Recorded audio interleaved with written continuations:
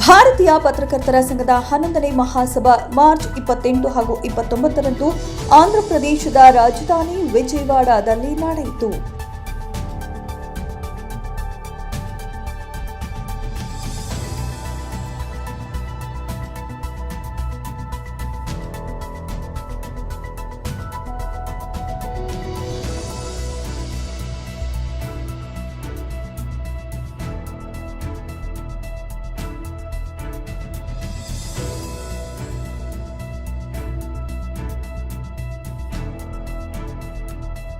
ಐಜೆಯು ಅಧ್ಯಕ್ಷ ಕೆ. ಶ್ರೀನಿವಾಸ್ ರೆಡ್ಡಿ, ಪ್ರಧಾನ ಕಾರ್ಯದರ್ಶಿ ಬಲ್ವಿಂದರ್ ಸಿಂಗ್ ಜಮ್ಮು ಮತ್ತು ಕಾರ್ಯದರ್ಶಿ ಡಿ. ಸೋಮಸುಂದರ್ ಅವರು ಆಂಧ್ರಪ್ರದೇಶದ ಮುಖ್ಯಮಂತ್ರಿ ಎನ್. ಚಂದ್ರಬಾಬು ನಾಯ್ಡು ಮುಖ್ಯ ಅತಿಥಿಗಳಾಗಿ ಕಾರ್ಯಕ್ರಮ ಉದ್ಘಾಟಿಸಿದರು. ಹಲವಾರು ಕೇಂದ್ರ ಸಚಿವರು ಮತ್ತು ಆಂಧ್ರಪ್ರದೇಶದ ಸಚಿವರು ಸಹ ಅತಿಥಿಗಳಾಗಿ ಭಾಗವಹಿಸಿ ಸಂದೇಶಗಳನ್ನು ನೀಡಿದರು. So many states, so many office bearers have come. I welcome all of you to Andhra Pradesh.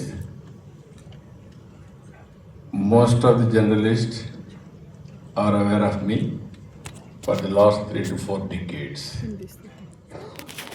Even I will do work with you.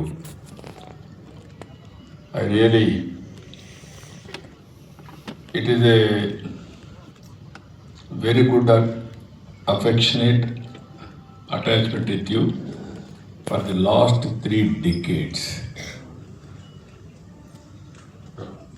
Today, 11th plenary you are conducting in Vijayawada.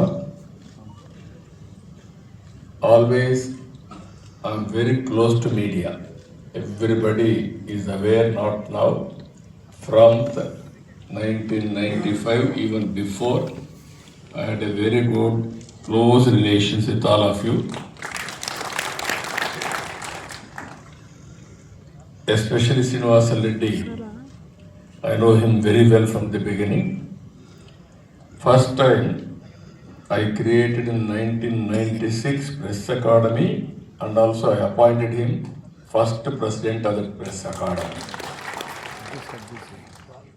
He is a thorough gentleman.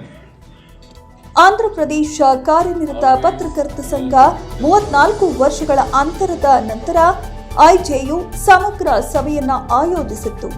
ಈಗಾಗಲೇ 2ನೇ ಮಹಾಸಭೆ 1992ರಲ್ಲಿ ವಿಜಯವಾಡದಲ್ಲಿ ನಡೆಸಲಾಗಿತ್ತು. 25 ರಾಜ್ಯಗಳಿಂದ ಪತ್ರಕರ್ತರ ಸಂಘಗಳು, ಚುನಾಯಿತ ಪ್ರತಿನಿಧಿಗಳು, ಅಧ್ಯಕ್ಷರುಗಳು ಮತ್ತು ಪ್ರಧಾನ ಕಾರ್ಯದರ್ಶಿಗಳು ಕಾರ್ಯಕ್ರಮಗಳಲ್ಲಿ ಭಾಗವಹಿಸಿದ್ದರು. ಸಮಗ್ರ ಸಭೆಯಲ್ಲಿ ಭಾರತದಲ್ಲಿನ ವೃತ್ತಿಪರ ಸಮಸ್ಯೆಗಳು ಮತ್ತು ಪ್ರಸ್ತುತ ಮಾಧ್ಯಮ ಪರಿಸ್ಥಿತಿ, ಮಾಧ್ಯಮ ಸ್ವಾತಂತ್ರ್ಯಕ್ಕೆ ಇತ್ತೀಚಿನ ಬೆದರಿಕೆಗಳು ಮತ್ತು ಸಾಂಸ್ಥಿಕ ವಿಷಯಗಳ ಕುರಿತು ಚರ್ಚಿಸಲಾಯಿತು. ಈ ಸಭೆಯಲ್ಲಿ ಸುಮಾರು 10 ನೂತನ ನಿರ್ಣಯಗಳನ್ನು ಅಂಗೀಕರಿಸಲಾಯಿತು. ವೃತ್ತಿಪರ ಮತ್ತು ಕಲ್ಯಾಣ ಕ್ರಮಗಳನ್ನು ಒಳಗೊಂಡಂತೆ ಕಾರ್ಯನಿರತ ಪತ್ರಕರ್ತರ ಬೇಡಿಕೆಗಳನ್ನು ಮುಂದಿಡಲು ಕ್ರಿಯಾ ಯೋಜನೆಯನ್ನ ರೂಪಿಸಲಾಗಿದೆ. ಮುಂದಿನ 2 ವರ್ಷಗಳ ಅವಧಿಗೆ ಹೊಸ ರಾಷ್ಟ್ರೀಯ ಕಾರ್ಯಕಾರಿ ಸಮಿತಿಯನ್ನ ಸಮಗ್ರ ಸಭೆಯಲ್ಲಿ ಆಯ್ಕೆ ಮಾಡಲಾಯಿತು.